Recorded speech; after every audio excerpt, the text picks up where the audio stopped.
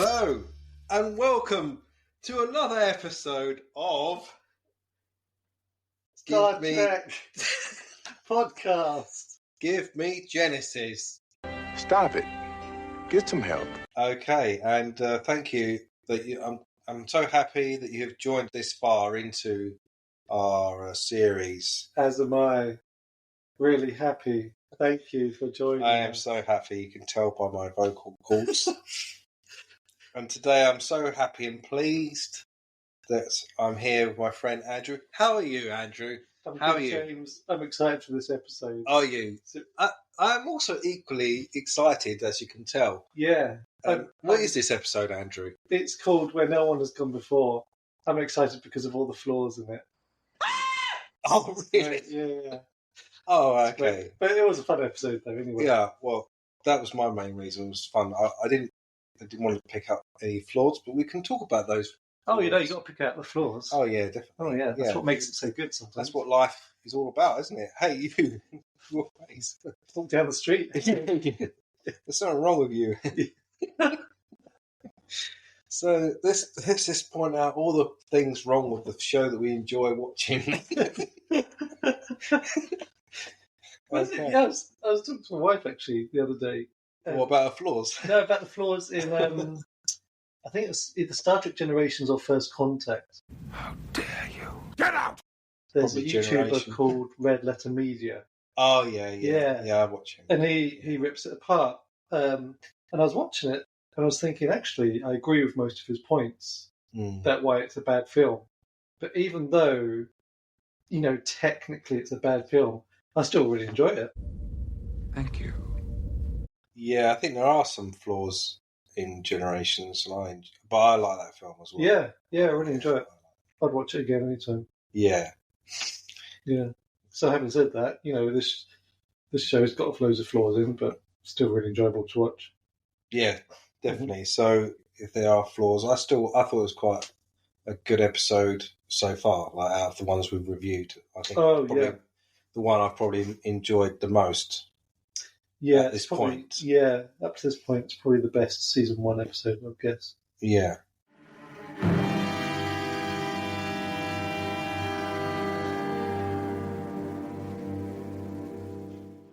So this is where we got Mr. Kaczynski. Oh, is that his name? Yeah. And the Traveller. And we don't know him as the Traveller as yet. He's just called his assistant. Yes. And apparently there's an outtake somewhere on YouTube where Riker finds it really difficult to say the line that says it wasn't him, it was his assistant. I just quote a line, that's all, and you watch the reaction. It wasn't him. It never was. It was his assistant. It wasn't him. It never was. It was his assistant. It wasn't him. It never was. It was his assistant. It wasn't him. It never was. It was his assistant. Is there any way I could phrase this differently? It wasn't him. It never was. It was his assistant. Take 43. Yeah. It wasn't him. It never was. It was his. It wasn't him. It never was. It was the guy who worked for him. So it's Mr. Kaczynski and his assistant. There's some specs they want to provide to the Enterprise. They have provided to the Enterprise, which apparently improves the efficiency of the warp engines, which Riker thinks they're nonsense, but they appear to have worked on 2 other ships. A load of baloney. Yeah. Is that what he says, though? No, he doesn't. Oh, okay. I would have said that if I was writing the script. That's just a load of baloney, Captain. Riker thinks it's due to engine inefficiencies of the other ships because they're older. Yes. And he said it won't work on something like the Enterprise. It's far too new. So that's when Kaczynski, he beams aboard and with the assistant. I like watching what they're wearing sometimes. The Traveller just looks like he's wearing pajamas. I thought it was a bit weird. I was like, I'm pretty sure they're pajamas. Was this late 80s it came out? Yeah, like 88 or something. Brilliant. But they all look like pajamas to me. And Kaczynski, I've noticed he had a different pip than the rest of them. Okay. He didn't have a circle. He had like a square or something. Right. Okay. It's probably like some kind of specialist group in Starfleet or something. Yeah. To do some research. But he doesn't even get a comm badge either. So I don't know. Maybe he just talks too much or something. Which I thought was odd because you don't normally see that for a crew member. Yeah. Yeah. So you can't talk to anyone. I wonder if they or did be that. transported. Because it fits quite well with his personality. You know, he's quite rogue, isn't he? He likes to do his own thing. Very arrogant as well, isn't he? Which obviously Troy has to point that out to us in the episode. In case we didn't. Very sure of himself and arrogant. Yeah. And when they're talking in transport room and says, well, what about the other person? Not sure. I can't sense anything from him. It's as if he's not even there. Dun, dun, dun. Exactly. End of scene music. With most life forms, I can usually feel something. I may not be able to understand or interpret it, but I feel something, if only a presence. With him, nothing. Empty space. It's as though he isn't even here. Something about this concerns me. I don't know what. I can point to no reason yet. Yeah, exactly. And they walk off in different directions across each other. Do they? Well. Yeah. Oh, yeah, so here's one of the mistakes. Before Mr. K joins this Enterprise, Riker is on the bridge, and Picard asks him to go down to the transport room to welcome him. Yeah. And then he asks Troy to join her. Yes. But she's really, like you can tell from her face, that she's really upset about that. Some mistakes. Oh, yeah, she did look a bit like, why are you asking her to join me? And the way she walks as well is like, oh, what? So there's like no explanation as to why she's upset. Like, what? She looked like she's fed up being asked. It's almost like, why are you getting me to do this? Yeah, there's nothing before or after that scene to say why. So I don't know whether there was an extra scene that they cut. Because it was weird that she's got that kind of like annoyed, passive. Yeah, so that's one of my flaws. Oh, okay. Her face. That doesn't make sense. Yeah, your face, Troy. Your face is a flaw. So anyway, Kaczynski, they go to engineering. Mm. We meet the new second chief engineer. Oh, isn't it the guy? He's from one of the previous episodes, though, isn't he? Is he? I think so. I'm pretty sure I don't remember seeing him. Oh, okay, maybe it's just because I watched the episode twice. Yeah, maybe. Hey, weren't you that guy in Where's No One Gone Before? What is it with you, anyway? Well, in Counterpoint, we didn't see any chief engineers in that episode. Naked Now, we had the woman. Yeah. I can't remember what her name was. McDougal. And then... Code of Honor. Code of Honor. I don't think there was any engineers shown in that one. Probably not. That's more. So this is the first time we've seen this one. The bearded guy. Lieutenant Commander Argyle in this case. So I don't know how many we go through in this season, but he's the second chief engineer. So obviously, I don't know if it's Riker. Maybe he's really annoying people because he is quite harsh in season one. Talking to people, really well. Yeah. So they quit. They want to transfer to another ship. Yeah. Kaczynski tries to point out how it works to Riker and the chief engineer, and they think, well, it's nonsense. Let's let them try it. It's not going to do anything. And then, they try, don't they? Yeah, they all think it's gobbledygook. They're like, what? Like the chief engineer looks at all the equations and everything, and he's like, yeah, this just doesn't make any sense at all. Yeah. But I think they actually try and stop him from doing it and say, nah, don't do it. And then he kind of trumps it, though, doesn't he? Because he's got Starfleet's orders. Exactly. Yeah. So they say it might not cause any harm. Oh, yeah, because Riker says, like, it's up to me. Like, I'm the one has to... Because he was going to go to Picard and said, well, it's not going to make any difference if you go to Picard. Mm-hmm. And they have to go through me. And they ended up agreeing to do it. So, what do I do? Go back to the Fearless, which I left with a more efficient warp drive system than I found? Or do you cast off your ignorance and allow me to continue? Could anything he's proposing damage our system? How could it? It's meaningless. Then we should let him try it. What do you mean, let him try it? Don't talk about me in the third person as if I'm not standing right here. I thought the guy who plays Kaczynski is quite good. He plays it very well. I think he's quite a good actor. I don't know if he's anything else, but he's plays the character very well. Yeah, he made me really dislike that character. Yeah, good job. Yeah, good job. It's very good. The assistant starts befriending Wesley, and they start travelling at warp. I think they start at warp 1. Well, before that, Wesley's like, "Oh, look, but you could do it. Yes. You could change it. So you could do this X, Y, Z, like with the warp core program, whatever it is."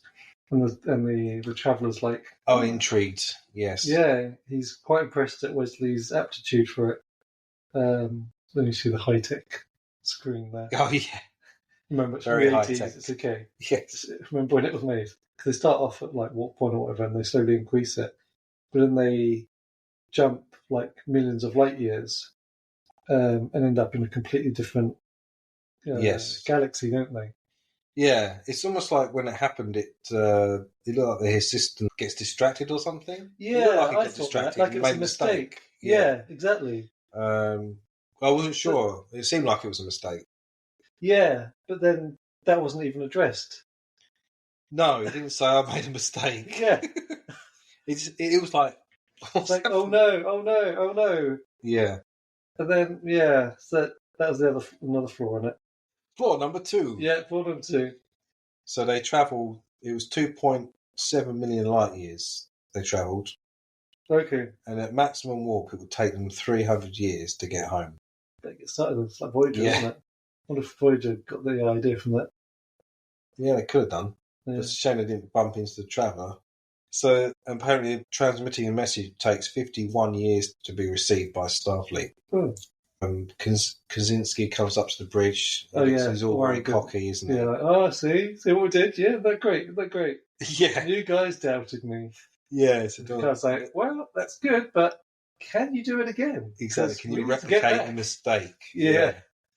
But I thought it's quite funny when the chief engineer said, what's because we can't measure this type of speed, or maybe we should call it the Kaczynski scale. Oh, yeah. And he's like, yes. And all the bridge crew were like, We're going to need new definitions, new parameters. Perhaps you could call it the Kaczynski scale.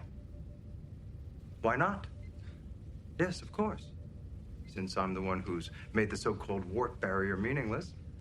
Wesley tries to tell Riker what happened, but doesn't even listen and dismisses him. He's just looking over. Yeah. He looks a bit stressed, for a first officer. He's like, he's got a lot of responsibilities. Yeah. He's got to listen to Mr. K and all of his arrogance. Exactly. That would stress anyone out. Picard is concerned Kaczynski won't get him home. So they try again, and it doesn't seem like it's working to begin with. Also, notice the seat's quite low. Like you couldn't really, it's not very good posture. It's like you have an office because when you sit down, I don't know, no one can see what I'm doing. Like Kaczynski's like that. It's like he's like really low down, and his hands are almost like above his head. Yeah, you couldn't work like that all day. Like a little toddler at a workstation. Exactly. We don't normally see people sitting down at that station, like in future episodes. They normally stand. That's true, yeah, they don't have chairs there. Yeah, but he was sitting, it just looked really odd. Yeah. Sitting at that table. That's true. Bit. Floor number 3. Seats at the table. Are you little? Yes. So they attempted to get back, replicate the mistake. Kaczynski thinks there's something wrong, but obviously we know it's not him that made it all work. It's the assistant. We find it out because Riker then notices for the first time the assistant is phasing. But this time they've travelled over 1 billion light years. Oh, that's to that purple place, is it? Yes. Mm-hmm. To the place where the blinky lights are. I thought the graphics were quite interesting. They were made from, it was like Christmas lights. Cool. The guy who created the effects said he had to try and figure out something in a short space of time. So he said he was in his basement and had to get some Christmas lights and shone them against water or something. Oh, wow, nice. But the assistant thing to sick bay because he's not well. Yeah, it's almost like he overdone it. Yeah. And Picard goes to engineering, I think. But then weird things start to happen. Like Worf sees a Targ on the bridge. on the bridge. Is this your pet? Yeah. Yes, it's my dog. And then Tasha then sees a cat jump on the console. Yeah. And then she disappears to our planet or something. Oh, where the gangs were after her. Yeah. So, but Picard goes to engineering, but he's kind of like, he was about to go down in a turbo lift, but then the doors open into space. So I don't know, because these are things that are going through people's heads. Like, because we find out it's like their imagination. So I don't think Picard's worried about falling into space or something. Maybe he's got a phobia of lifts. Possibly. Never addressed. Yeah, because you'll think, okay, if he was thinking that when the door opens, it's just going to be space. Exactly. For that to happen. So he must have a fear. Because it must be his imagination. Why would you have thought that, though? That's just weird. I don't know. Just random. Floor number 4. Picard's phobias. Not addressed. Again. And then he has another... His grandma. His grandma. He sees his grandma, doesn't he? He does, yeah, exactly. Or no, it's his mum. Mama. Sorry. My mum. Yeah. My mum. Mama. My mum. That's it. But we see other people as well. We see a crewman playing violin in 10 forwards, and a crewman performing as a ballerina. Yeah. That guy's... Oh, isn't 10 forward? Is no, he's in his quarters or in the mess room or something. Yeah, I think this is the 10 forward, but it's not 10 forward. This is the... It's before that set was created. It's almost like a... Early stage version. Early stage version of 10 forward. We see it later. He's playing in the string quartet or something. Yeah, what's he playing? And then he realises it's just like part of his imagination, and it's just him sitting there with his drink and lunch, and he's like, oh, he looks around a bit bemused, and he just carries on with his lunch. Yeah, it's quite a funny scene. Yeah, so he sees Picard sees my mum. He goes, where is my ship? The line must be drawn here. But, not yet. No. Give it another 10, 20 years and he'll see that. But Riker interrupts us, and the image of his mum disappears. Not now, Riker! Yeah, he gets a bit annoyed. He's stressed as well. They're all quite stressed out. Yeah, it's a lot. Early first season. It's Mr. K. He's bringing the stress. Exactly. Special K. We'll call him. Yeah, so what you think appears as reality. They could have just thought him away, but... Yeah, it's true.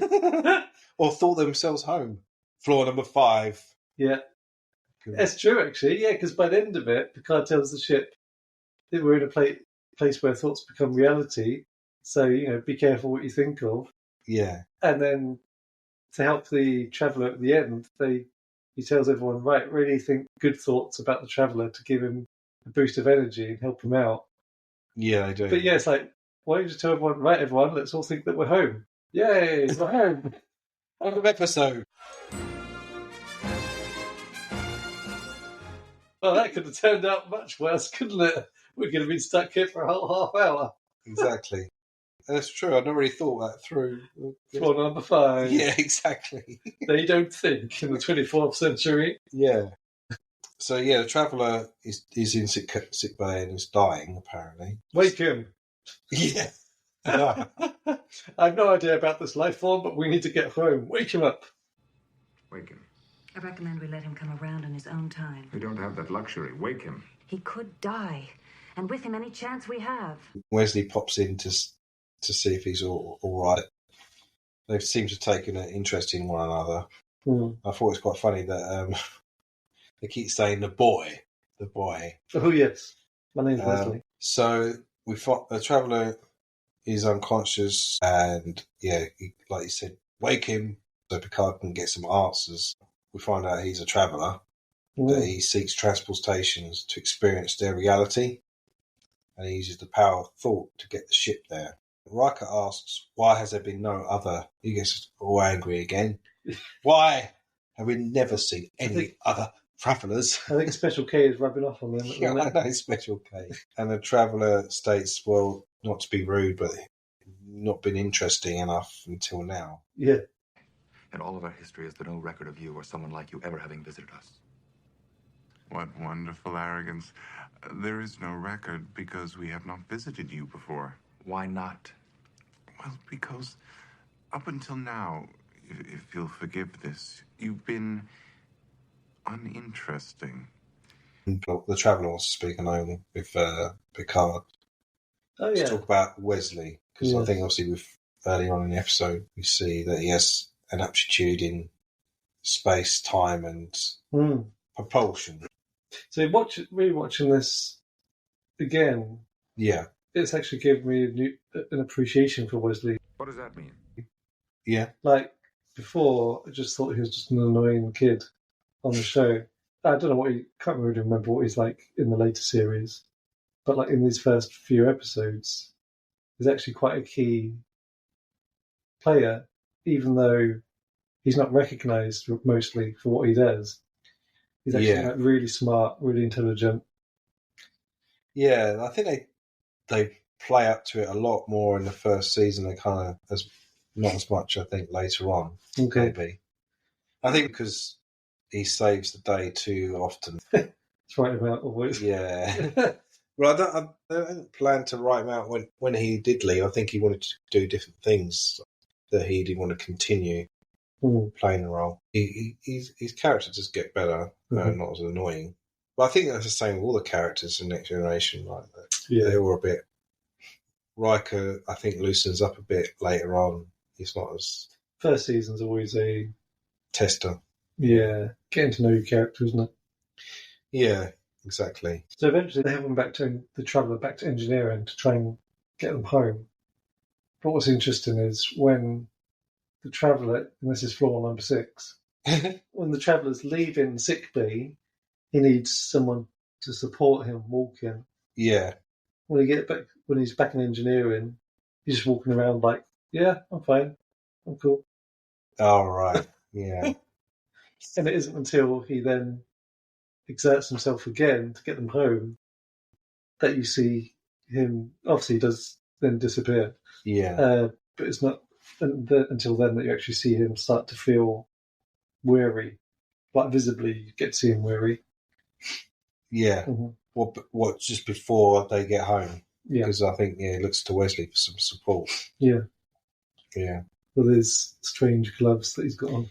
Yeah, which is supposed to be his hands. Like he's got two fingers stuck together. He could do the Vulcan salute really well. That's true, yeah.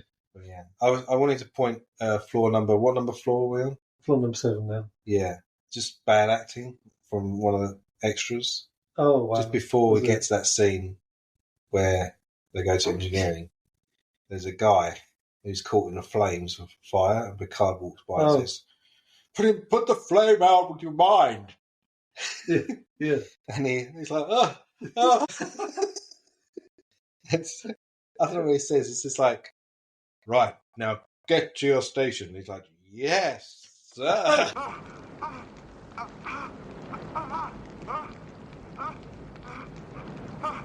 Put it out! How? Think! Put the flame out in your thoughts!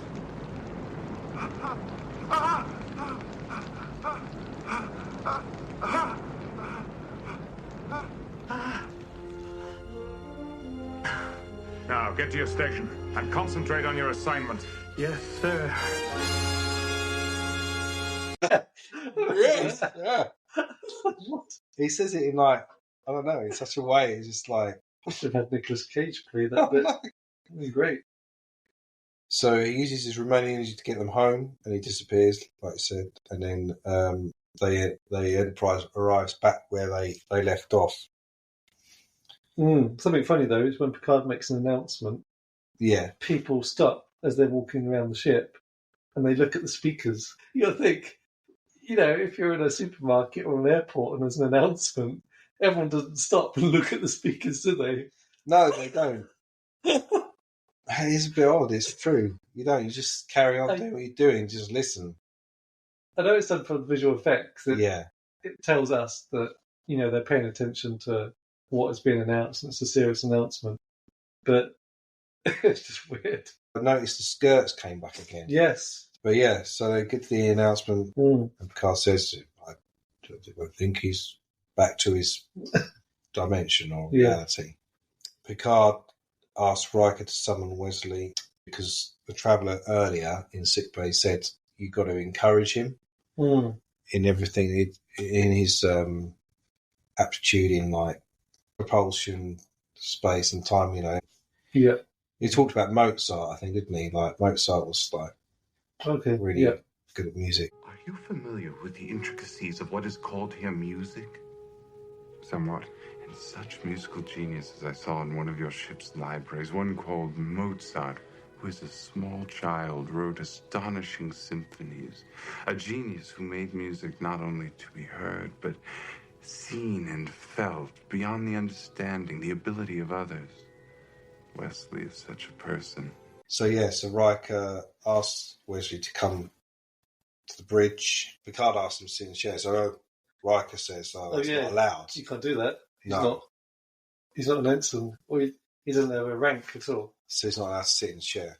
Yeah. This is quite a funny scene, actually. I liked it. Yeah. And Picard's like, what would we do? We should do something about it, won't we? Yeah. But then looks up and goes, Captain Clock, Stardate, and just comes up. It's like it's coming out with some numbers. Yes, yeah. 2, 4, 5. Captain's log, Stardate 41263.4.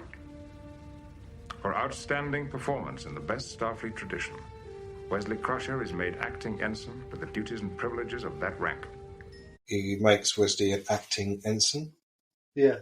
The good thing for Wesley Crusher's character is he's got like more of an arc for his character, like moving from just being a kid and acting ensign, and he got a bit more of a journey. He's probably the only character who has. Well, the other ones just doing their jobs, aren't they? They haven't really got like I guess the only exception would be Geordie, because is he just a lieutenant or something? He is, yeah. He is junior lieutenant as well. I'm not sure how he jumps to chief engineer from a lieutenant. Well, I think there's an episode later on, isn't there, where he takes command of the battle bridge. That's very different from doing that and being on the helm to say, oh, now you're in charge of all of the ship's engineering stuff. Well done. Well, to be honest, they might have, because they fired so many people, then he was the only one left, I guess. What, on Enterprise? Yeah, it's like, what else we got? We've got no other staff on Enterprise. You're not asking that one back. He let Kaczynski try this experiment. No one likes working under Riker. You've got to have equality now. You know, we have to pick the blind black guy. Because, you know, equal opportunities. We've had a white woman, a white bearded man. We can't just keep hiring all these white people. But going back to that bridge scene at the end, Riker, like, they all sit down, like, this is after Wesley's been promoted. And then Riker says, should we call Beverly up? Oh, because he was saying, you know, it'd be nice for her to witness this. And then Picard's like, why, are you sick? Is somebody sick?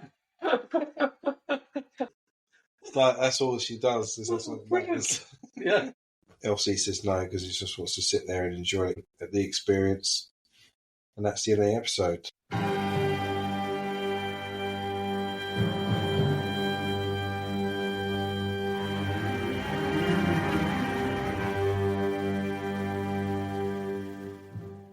Yeah, I enjoyed that episode because I thought it was good to see, despite its flaws, it was nice to see them going where no one's gone before. At least 7 flaws, at least.